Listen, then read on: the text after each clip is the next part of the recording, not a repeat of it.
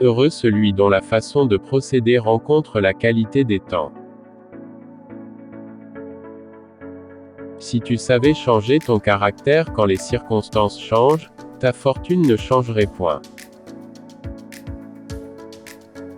Un des mots qui arrive d'être désarmé est que l'on devient méprisable. Ce n'est pas une chose de peu d'importance que de choisir ses ministres. Car c'est par les gens que le prince tient auprès de sa personne que l'on juge de son esprit et de sa prudence.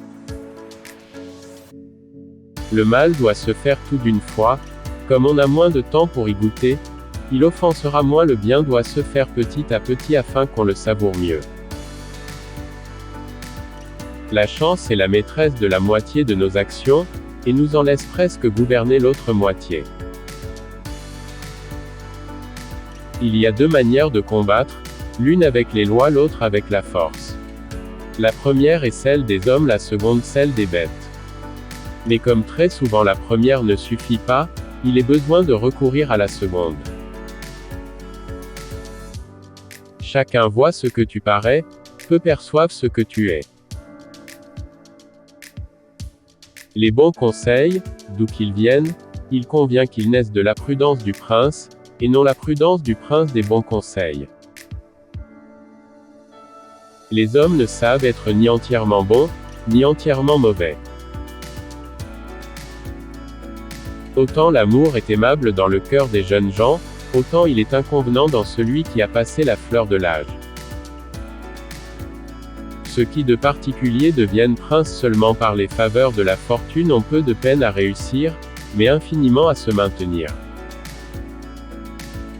C'est une erreur de croire que, chez les grands personnages, les services nouveaux fassent oublier les anciennes offenses. C'est dans l'ancienneté et la longue durée d'un gouvernement que se perdent ou les souvenirs, ou les occasions d'un changement, car chaque mutation laisse des pierres d'attente pour une nouvelle. Lorsqu'on veut qu'une armée soit victorieuse, il faut lui inspirer une si grande confiance qu'elle soit persuadée que rien ne va l'empêcher de vaincre. Il est moins dangereux de charger d'une expédition importante un homme seul, quoique doué d'une capacité ordinaire, que deux hommes supérieurs revêtus d'une égale autorité. C'est l'intérêt qui brise les nœuds de toutes les alliances et, sous ce point de vue, les républiques sont bien plus religieuses observatrices des lois que les princes. Un prince bien avisé ne doit point accomplir sa promesse lorsque cet accomplissement lui serait nuisible, et que les raisons qui l'ont déterminé à promettre n'existent plus, tel est le précepte à donner. Le mépris et la haine sont sans doute les écueils dont il importe le plus au prince de se préserver. Un prince qui veut n'avoir pas à dépouiller ses sujets pour pouvoir se défendre, et ne pas se rendre pauvre et méprisé, de peur de devenir rapace, doit craindre peu qu'on le taxe d'avarice, puisque c'est là une des mauvaises qualités qui le font régner. Il y a si loin de la manière dont on vit à celle dont on devrait vivre, que celui qui tient pour réel et pour vrai ce qui devrait l'être sans doute, mais qui malheureusement ne l'est pas, court à une ruine inévitable.